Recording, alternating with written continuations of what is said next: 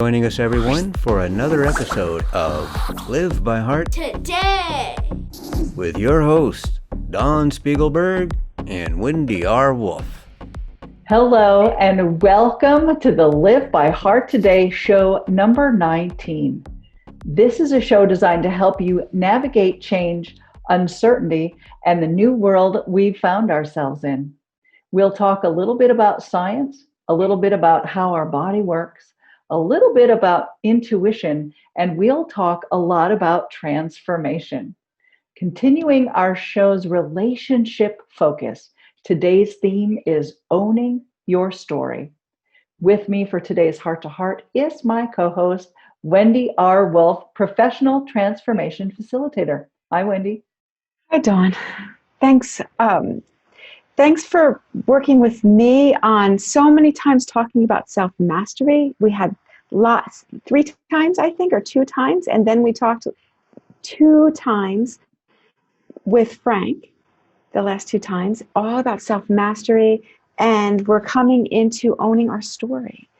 And I find that owning our story is one of the fundamental things for us to be able to have self-mastery and live from there. So, hooray! Hooray! Yeah.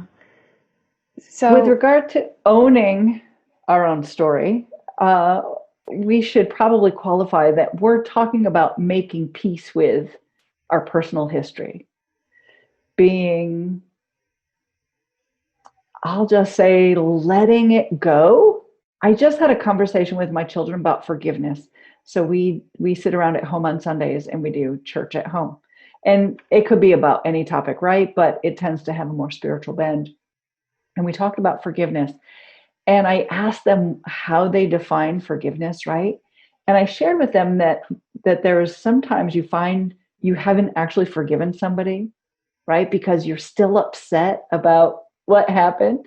Mm-hmm. And true forgiveness is letting go of the pain of whatever it was that happened, right? True forgiveness is, it's not their fault. It's not your fault. Did I say yours twice? Not their fault, not your fault. Yeah, it's not their fault. It's not your fault. But just letting it go and allowing whatever happened to happen. And it's the pain that causes us to not forgive people and to not forgive ourselves. So making peace with history is a big deal because it's full of lots of pain for some people. Yes, and I just want, before we go on about that, I want to speak to the forgiveness because it's just so important that for me, I've been seeing it for a long time. Energetically, I see it as, can I be with what is? Can I be with what is? Can I be with the truth of what happened, what is happening, how it affected me and other people? How can I be with that? And if I can be with that, all the energy comes out. That's true. And we should talk about this because you mentioned, can I be with the truth of what happened? And we're skewed. I just mentioned something about the bystander effect in my podcast, right? Our perspective is skewed and we're often not taking the action that's necessary in order for us to see what the truth is. So the truth for me isn't the truth for you because of my perspective, because of the angle that I'm at. And how do we determine what the truth is in relation to our own history? Yes. And in our relationships, like in forgiveness, if I can let it all de-energize, then I can have a conversation with you. This is what happened for me. What happened for you? Right. And just the other day, Michael was coaching me because he's like, when you came in, you were rah, rah, rah.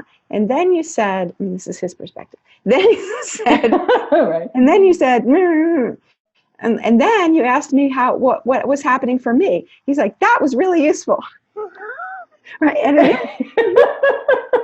I'm like, that's great. But there was the rah, rah, rah. Yeah. So, but then I saw his perspective and I could let it all go. Oh. And so forgiveness is kind of like in our relationships today, it also affects our relationships for our whole life. Yeah. And all the things that happen. So it's like whatever we're practicing now, we can let it go all the way to the past, all the way to the beginning. And that really changes things from my experience. Yes. And releasing the pain. Yeah. So this is an interesting side note. How many women talk about, the pain of childbirth and then they have more children? So a coach recently said, childbirth is so traumatic, right? There's blood and there's, pain and there's this and there's so much is just about it is trauma. And she hadn't had children. And I've been thinking about that for over a week. She mentioned it a week ago. And I thought about what it is that makes women or that allows women to go through it again, right? And with pain and trauma, there's another side of the coin. You have the deep connection with another human being and that oxytocin dump. And we've discussed oxytocin before. Yes. Oxytocin is the chemical of connection. And I believe it's the chemical of spiritual connection too. So for those women who now are giving birth with interventions, they're not getting the same degree of oxytocin, and neither is their child. And it's the oxytocin that that shifts that pain, that perception of pain, to great joy and great connection. Right. So they're missing the horrible pain and the terrific connection, both. Right. Or they might be experiencing the pain depending on the intervention, right? They might be experiencing pain, but they don't get the opposite of it. It's like going on a run, and then you go on a run and you get tired and you get tired and then you decide to stop. But if you keep going, you get what's called the second wind. Mm-hmm. That's ecstasy. Yes. But most people stop before the ecstasy. Yeah. Yeah. So I did want to ask you about this. So the wonderful chemical, because people talk about it all the time. You know the pain was there. You don't forget that there was pain, but Right. the actual experiencing of it isn't real anymore, like it is with other trauma or whatever. And it's oxytocin that helps us transition that. That's what you're saying. I believe that's true. I don't know that studies would support that, because how could studies measure that, except if they're asking about the outcome of a woman's birth, right? Do you feel connected with your child? Do you feel good about the birth, or do you feel bad about the birth? My experience, the first time I gave birth, my oldest, it was 15 years ago, and I felt like, I mentioned this, I felt like a superhero. I wanted to stand up out of that bed. I had to go to the hospital. I wanted to stand up out of that bed and say, give me another baby to give birth to right now, because I could do this again and then do it again. It was just amazing. And I don't hear women saying that kind of thing after they gave birth. Mm-hmm. I've never heard another woman say, yeah, I felt so good after giving birth, I could do it again. I think we need more of that in our social conversation, because it seems really scary to me. Giving birth? Yeah. I mean, right? I've heard so much scary stuff about it. Yes. So, yes. yeah, I guess in some ways the male equivalent, like going to war or hunting, it's very dangerous and it's intense, but it's also, it's not all like, yes, and you could die and kill people around you, but there's bonding there, and there's life changing there, and there's stepping into a new reality that. You're absolutely right, because our guest, Frank Forte, he volunteered to go back. He got out of the military and then went back. So, right? Yeah. What compels a person to do that? Yes. And that's a common paradigm. I hear about that, and that always amazed me, but I'm starting to get it better. Yeah. Yeah. Yeah. So, making peace with your history. Yeah. And, on this track, I've mentioned, I think before, that Michael and I, we went through hell in our relationship 10 years in, which was 15 years ago plus now. I mean, true, like it was now that I'm talking about 15 years ago, truly hell. But we had planned to go to North Cascades National Park in our RV and up into the national forest around it. We Okay, planned, hold like, on. You wanted to go to the North Cascades National Park, but instead you drove yourself to hell? we were already in hell. Oh no. Hell. Oh, I'm so sorry. But we're supposed to go on vacation, so we go. And, it was just us for like 10 days, and we were in the park, but mostly in the national forest. We love to just go out into nowhere and live. And it wasn't so long after that. Like, I remember still, like, it was so painful for me relationally. I remember it like just, it's like a thought. But like, all I see when I look back at that, and it's been a while now, but all I see is like, oh yeah, I went into that one stream that was glacial melt, and I was just in ecstasy because I love that. We've talked about that. Yeah. And then we climbed this mountain, and then we and all I remember is the good stuff. Ah. But I remember having misery while I was doing it. It wasn't unmitigated fun at the time. But now I look back, and all I see is the good things.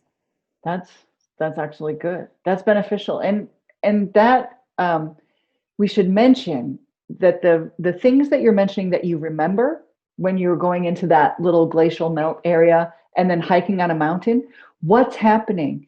You're moving your body, which is flooding your mind, flooding your brain with proprioceptive input.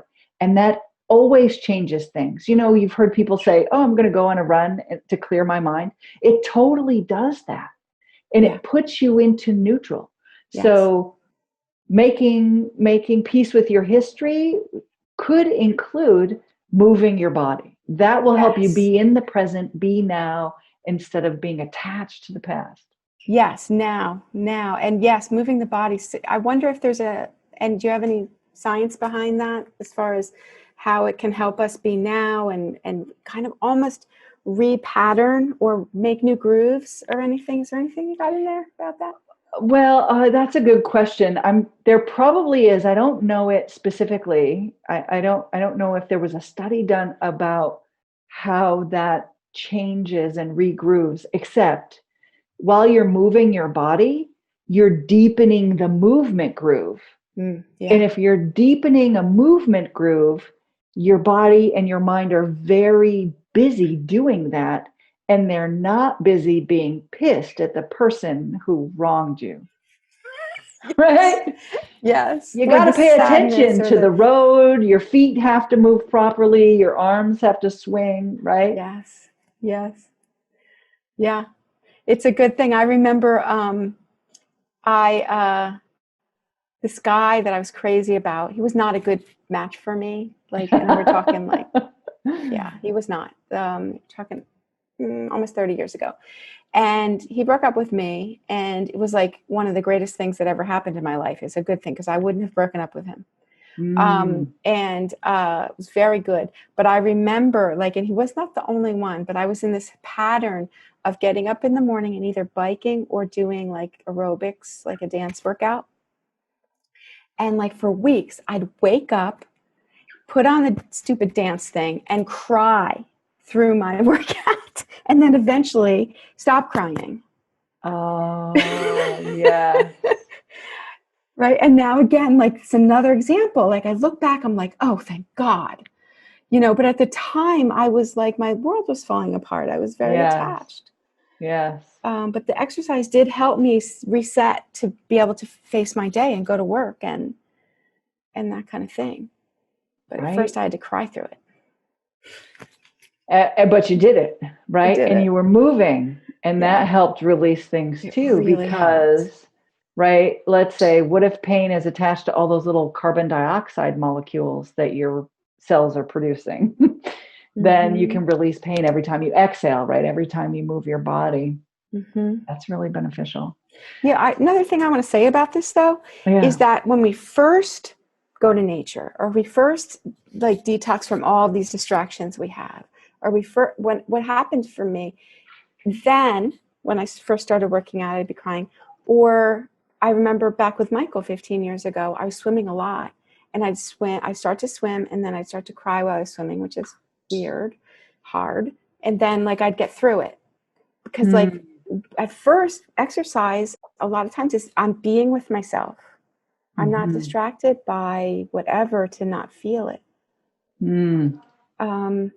So I just want to say that like there's something to get through. There's that paper tiger to get through. Ouch! I do have this pain uncleared yet, but then I can get through it, and those wonderful chemicals start taking effect, and I'd be like, I can still be with myself without being so sad.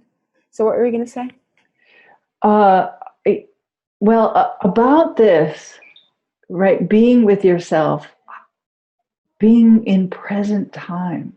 Yes, in present time. So not only were you, when you were swimming and you were crying, you were being with the pain that is now.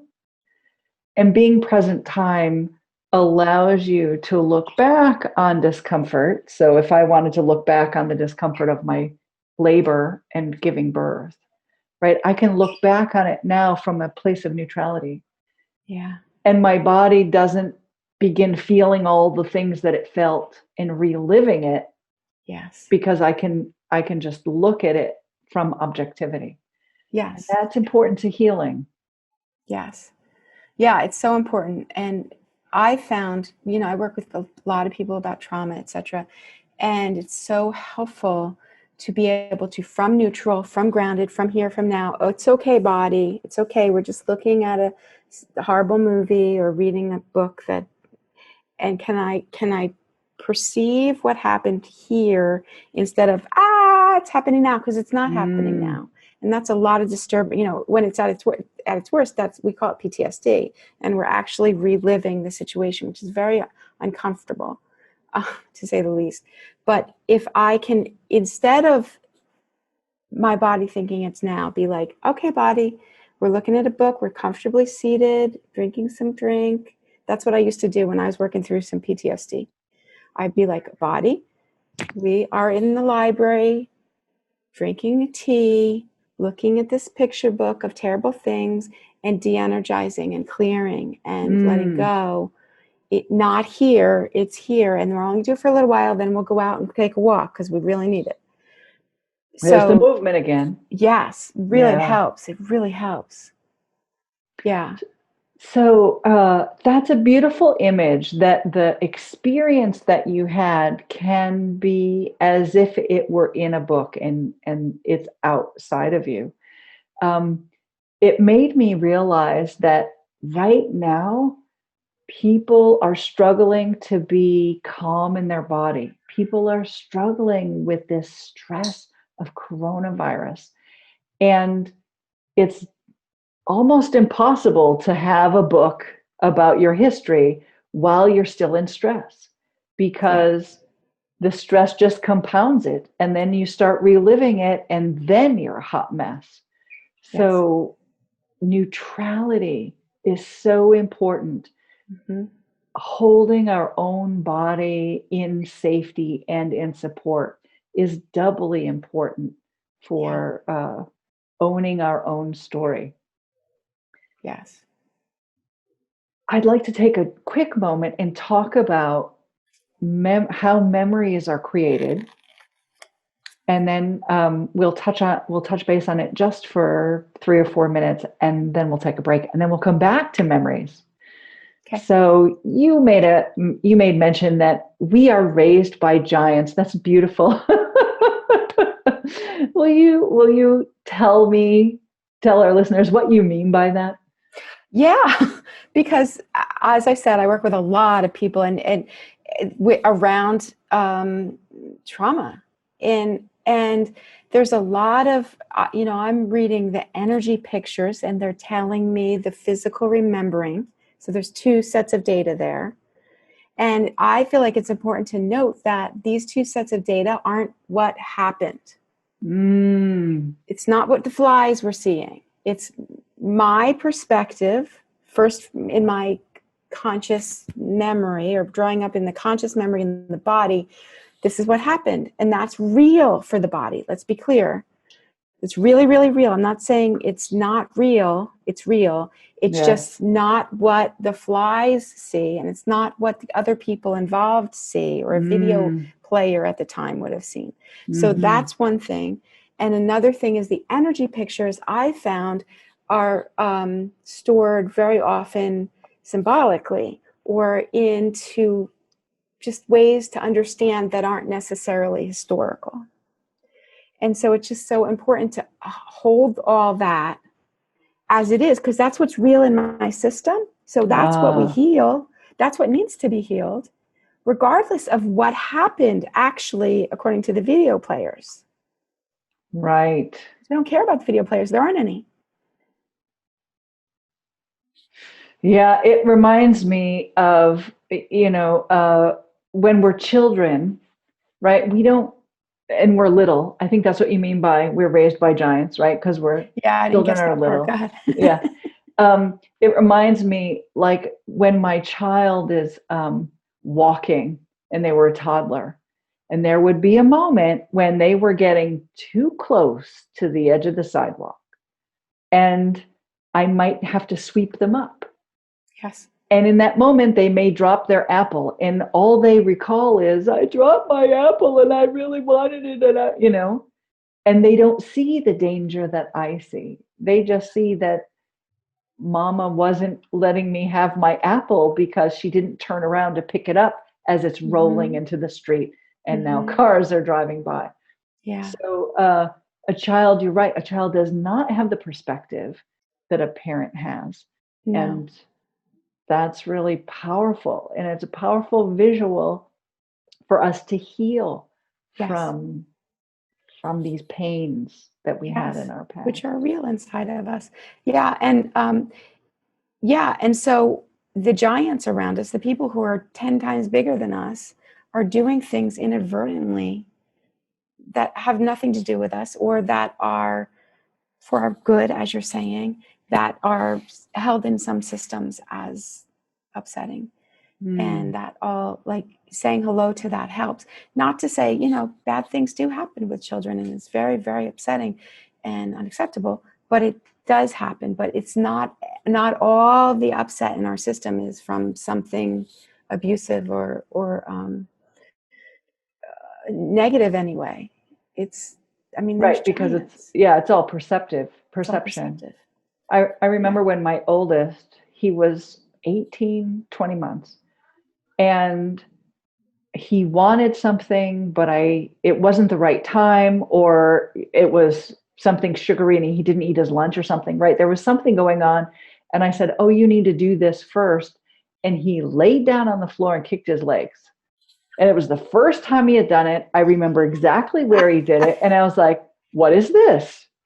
I've never seen this before, right? And so my brain went through the catalog. What's going on? What is this? Ding. This is throwing a tantrum. Oh, this is throwing a tantrum. It makes perfect sense. So I waited for him to finish. And then I said, this is what you can have now. And he didn't have very many of them, because I think I just knew what it was, right? I knew it was a developmental stage, and I didn't make a big deal out of it. Yeah. But I also didn't condone it. I just let it happen, and then paid attention to what the trigger was, right? What's going to trigger this?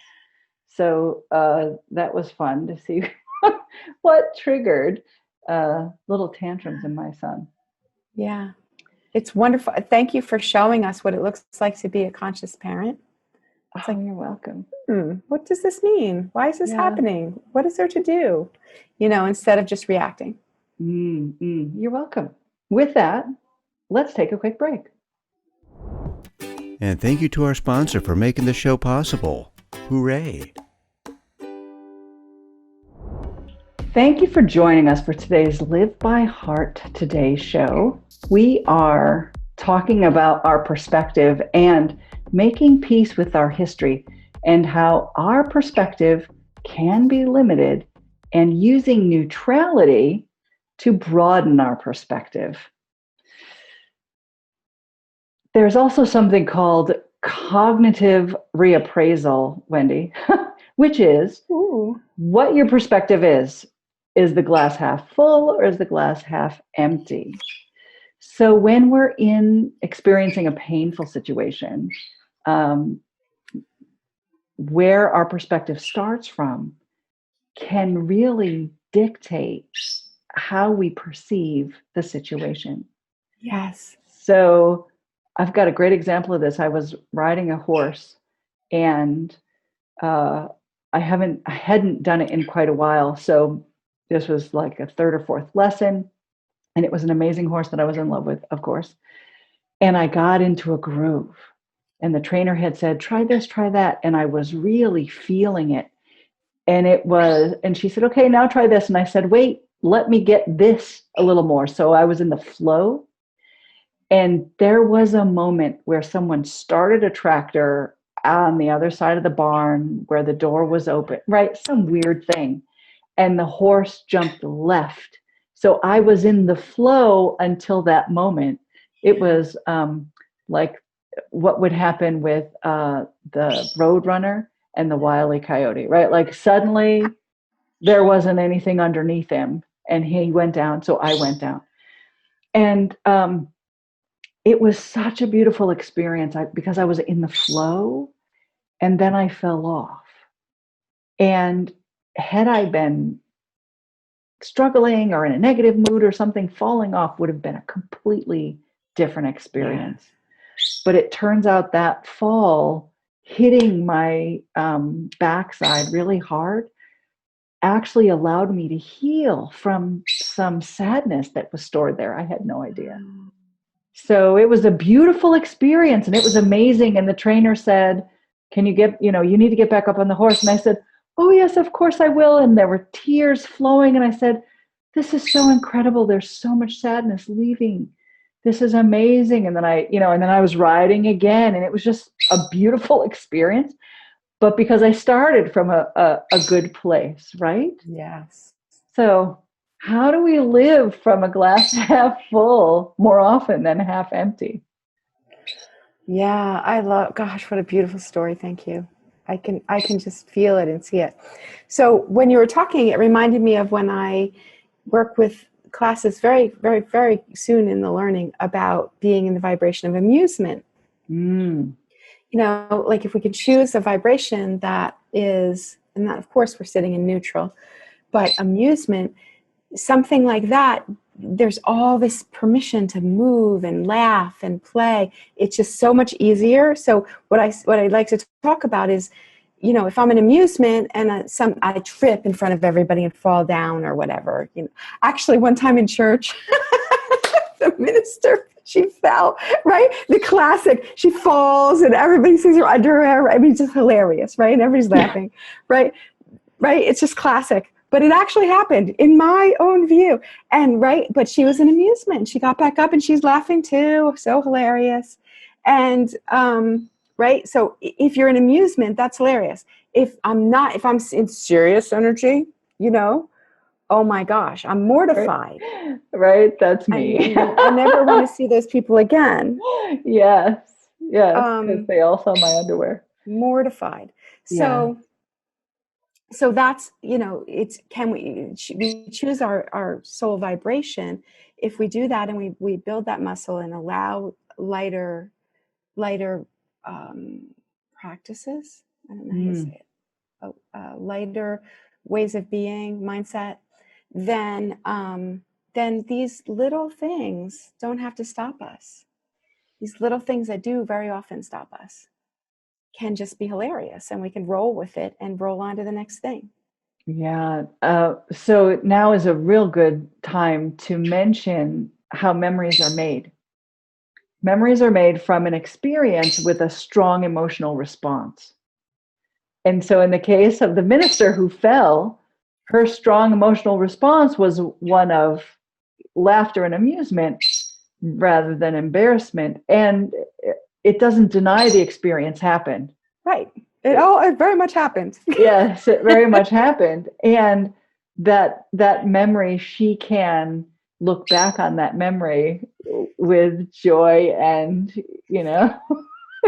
even if there's embarrassment, it's still hilarious. And I think that will add to her life. Yeah. moving forward. And it's a testament to the entire congregation of how to be. Yes. If a minister can fall and be in amusement about it, what beautiful lesson that is. Oh yeah. For the entire group. Yeah. And it was my, where I did my soul training. And so that's our practice. But it's one thing to be the practice, and it's another thing to actually be doing it under stress. And so she was, and like, that's a testament. Yeah. Yeah. That leads me to mention the stories that we live in. Yes. Are we living in the story of life is really kind of amusing, or life is hard and we're suffering? And in the Buddha's teaching, he says suffering is something that everyone experiences, and that compassion is wishing for people to not live in suffering. Yes. Yes. Because suffering is just a part of life. And Yes. if we know that suffering exists and we can bring in amusement, how much does that lessen the suffering? My experience is it really does. I mean, there's still there. I could go on and on about the suffering. I think I've said I've been really changing my perspective since the beginning of this year about it, and it's amazing how instead of just suffering under the suffering, I can use it as information about where I'm caught and can let go.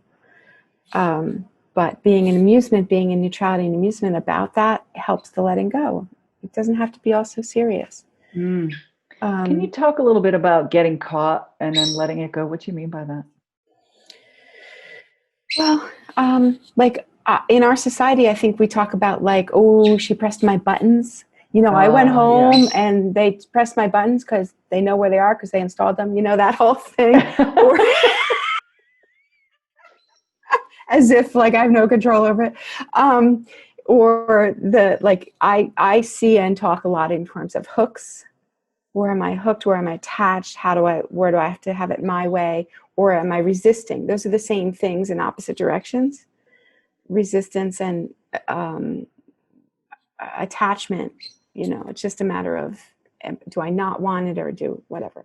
It's all the same thing.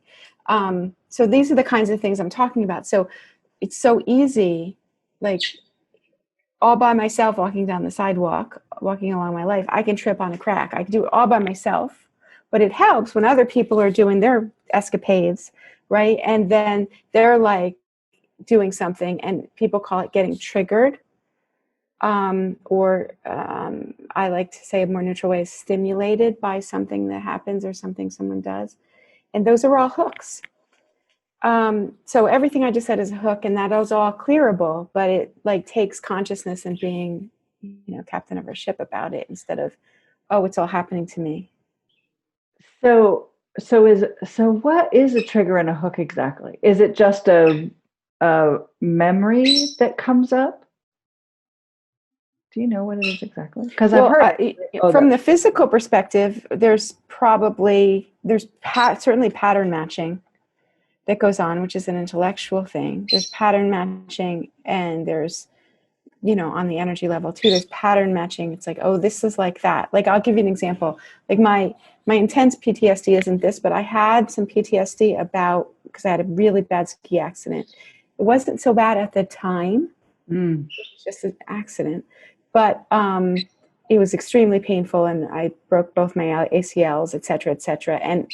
And in the process of healing from that, I just kept getting sicker. And it took me a long time, like more than a decade, maybe a decade and a half, to be able to get my walking back to where it's still not where it belongs, right? So a lot of shit came out of it.